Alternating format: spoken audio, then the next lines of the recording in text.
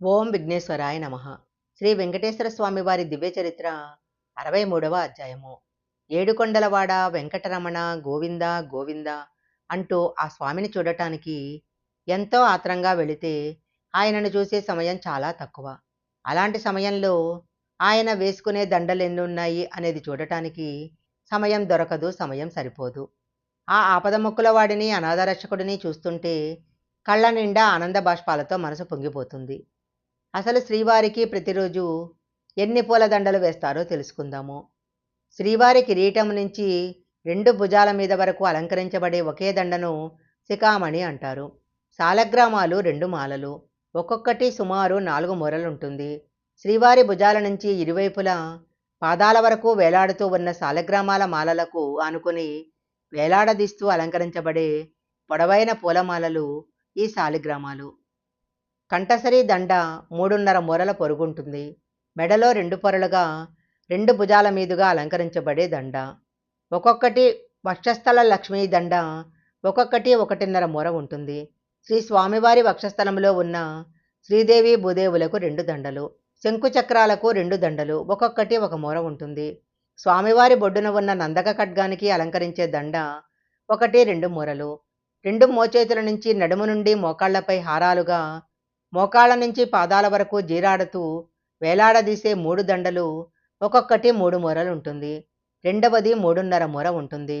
మూడవది 4 మూరలు ఉంటుంది. తిరువడి దండలు శ్రీ స్వామివారి పాదాలపై చుట్టూ అలంకరించే 2 దండలు, ఒక్కొక్కటి ఒక్కొక్క మూర ఉంటుంది. ప్రతి గురువారం సాయంత్రం జరిగే పులంగి సేవలో మాత్రమే శ్రీ స్వామివారి మూలమూర్తికి ఆభరణాలన్నీ తీసేసి పైన తెలిపిన మాలలతో పాటు నిలువెల్లా స్వామివారిని విశేషంగా పూలమాలలతో అలంకరిస్తారు. శ్రీవారి ఆలయం చేరుకోవటానికి ఎన్నో నడకదారులున్నాయి. ఏటా లక్షల మంది తిరుమల శ్రీవారిని దర్శిస్తుంటారు. తిరుమలలో 7 కొండల నడకదారి గుండా ప్రయాణిస్తే తిరుమల ఆలయాన్ని చేరుకోవచ్చు. వెంకటేశ్వర స్వామి అంటే ఎనలేని భక్తి, మర్యాద, గౌరవము, ప్రేమ ఉన్న అన్నమాచార్యులు తిరుమల కొండ ఎక్కిన మొట్టమొదటి భక్తుడు. అలిపిరి నుంచి అన్నమాచార్యులు వెళ్ళిన దారే మొదటి నుంచి గుర్తింపు పొందింది. శ్రీవారి కొండకు చేరుకోవటానికి తక్కువ సమయం పట్టే మార్గాలలో ఇది ఒకటి. ఈ దారే కాకుండా తిరుమల చేరుకోవటానికి అనేక దారులున్నాయి. అయితే ఆ దారులలో సౌకర్యాలు అంత ఎక్కువ ఉండవు. శ్రీవారి ఆలయం చేరుకోవటానికి మొత్తము 8 దారులున్నాయి. వారిలో మొదటిది, ముఖ్యమైనది అలిపిరి, అంటే ఆదిపడి, అనగా మొదటి మెట్టు అని అర్థము. అలిపిరి మార్గంలో తిరుమల చేరుకోవటానికి 3 గంటల సమయం పడుతుంది. 11-12 కిలోమీటర్ల దూరం ఉంటుంది. రెండవది, తిరుపతికి 10 కిలోమీటర్ల దూరంలో శ్రీనివాస మంగాపురం ఉంది. అక్కడ 5 కిలోమీటర్ల దూరంలో శ్రీవారి మెట్టు ఉంది. ఈ దారి గుండా 3 కిలోమీటర్లు నడిస్తే శ్రీవారి ఆలయం చేరుకోవచ్చు. గంట సమయంలో ఆలయం చేరుకోవచ్చు. చంద్రగిరి కోట నిర్మించిన తర్వాత ఈ దారి వెలుగులోకి వచ్చింది. చంద్రగిరికి 8 కిలోమీటర్ల దూరంలో శ్రీవారి మెట్టు ఉంది. చంద్రగిరి రాజులు ఈ దారి గుండా తిరుమల వెళ్ళి శ్రీవారిని దర్శించుకునేవారు. కృష్ణదేవరాయలు చంద్రగిరి దుర్గంలో విడిది చేసి ఈ మార్గం ద్వారా శ్రీనివాసుడిని 7 సార్లు దర్శించుకున్నాడని స్థానికులు చెప్తారు. కొండపైకి కూరగాయలు, పాలు, పెరుగు మొదలైనవన్నీ ఈ దారిలోనే చేరుస్తారు. స్థానికులకు తప్ప ఈ దారి గురించి బాహ్య ప్రపంచానికి తెలియదు. 3వ దారి మామండూరు. ఇది తిరుమల కొండకు ఈశాన్యాన ఉంది. దీనికి మించిన దారి ఇంకొకటి లేదు అంటారు. కడప, రాజంపేట, కోడూరు, కర్నూలు నుంచి వచ్చే భక్తులు ఈ దారి గుండా శ్రీవారి ఆలయం చేరుకుంటారు. విజయనగర రాజులు ఈ దారిలో నడిచే యాత్రికుల కోసము మెట్లు కూడా ఏర్పాటు చేశారు. తిరుమల కొండకు పశ్చిమ వైపున కళ్యాణి డ్యాము, దానికి ఆనుకొని శ్యామలకోన అనే దారి ఉంది. రంగంపేట, భీమవరం నుంచి వచ్చే భక్తులు ఈ దారి గుండా వెళ్తారు.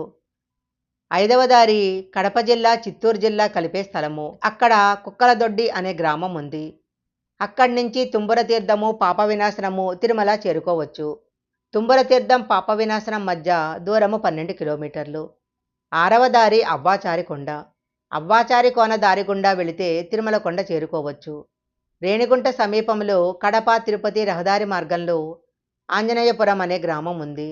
అక్కడి నుంచి లోయలో ఉన్న అవ్వాచారి కోనదారి గుండా పడమర వెళితే మోకాళ్ళ పర్వతం వస్తుంది. అక్కడి నుంచి తిరుమల చేరుకోవచ్చు. ఏనుగుల దారి అంటే ఏనుగులు ప్రయాణం చేసిన దారి అనర్థము. పూర్వము చంద్రగిరి శ్రీవారి మెట్టు నుంచి అవ్వాచారి కోన వరకు దారి ఉండేది.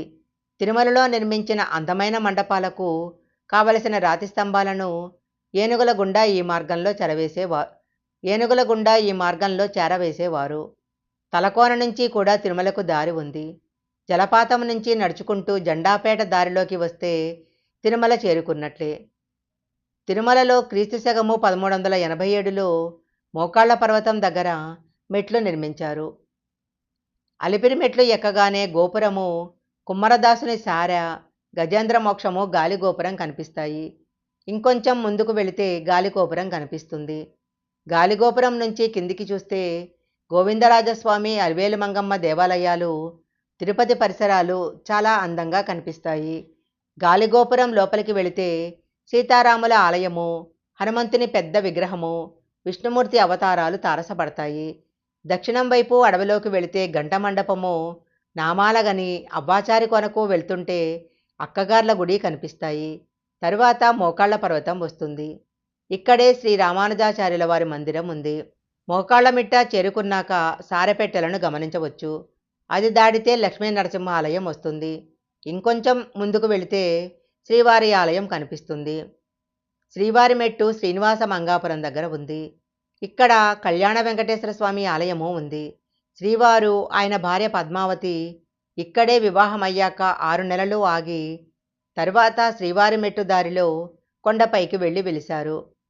తిరుపతికి శ్రీవారి మెట్టుకు మధ్య దూరము 15 కిలోమీటర్లు. శ్రీవారి మెట్టు నుంచి ఆలయానికి మధ్య 2500, 2800 మెట్లున్నాయి. ఇవి ఎక్కటానికి పట్టే సమయము 1.5 గంటలు. ప్రతి 50-100 మెట్లకు నీటి సదుపాయాలున్నాయి. శ్రీవారి మెట్టు గుండా వెళితే 1000వ మెట్టు దగ్గర దివ్యదర్శనం టికెట్లు ఇస్తుంటారు. వెళ్ళి తీసుకోవాలి. ఇక్కడ తీసుకున్నవి 2000 మెట్ల దగ్గర స్టాంప్ వేసుకుంటే చెల్లుతాయి. 1100 మెట్ల దగ్గర శ్రీవారి పాదాలున్నాయి. మెట్లదారి వెళ్తున్నప్పుడు కొన్ని గుర్తుంచుకోవాలి. తిరుపతి బస్టాండ్ నుంచి ఉచిత బస్సు సౌకర్యం ఉంది. మనం బస్సును అందుకోలేకపోతే జీపు, కారు మాట్లాడుకొని వెళ్ళవచ్చు. శ్రీవారి మెట్టుకు వెళ్లే మార్గంలో అలిపిరి ఉంది. అలిపిరి దగ్గర లాకర్ సౌకర్యం ఉంది. శ్రీవారి మెట్టు దగ్గర ఆ సౌకర్యం లేదు. మెట్ల మార్గంలో తాగునీటి సదుపాయాలు మెరుగ్గా ఉన్నాయి. అందువలన మంచినీళ్ల సీసా తీసుకెళ్లాల్సిన అవసరం లేదు. వీలైతే ఏవైనా తినుబండారాలు తీసుకెళ్లొచ్చు. కొండపైన ఆలయ పరిసరాలలో ప్లాస్టిక్ వస్తువులు నిషేధము. వసతి సౌకర్యాలకు తిరుమలలో కొదవే లేదు.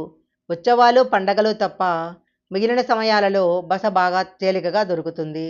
తిరుమల తిరుపతి విశ్రాంతి భవనాలు, గెస్ట్ హౌసులు, సత్రాలు ఇలాంటివన్నీ కూడా ఎన్నో వసతులు ఇక్కడున్నాయి. జీవితంలో ఒక్కసారైనా దర్శించుకోవలసిన అద్భుతమైన క్షేత్రము తిరుమల తిరుపతి దేవస్థానము. ఈ వీడియో కనుక మీకు నచ్చినట్లయితే లైక్ చేయండి, షేర్ చేయండి. ఇలాంటి మరిన్ని వీడియోల కోసం మా ఛానల్ సబ్స్క్రైబ్ చేసుకోండి. పక్కనే ఉన్న బెల్ ఐకాన్ని యాక్టివేషన్ చేసుకుంటే మేము పెట్టే వీడియోలన్నీ కూడా మీకు ముందుగానే నోటిఫికేషన్గా వస్తాయి.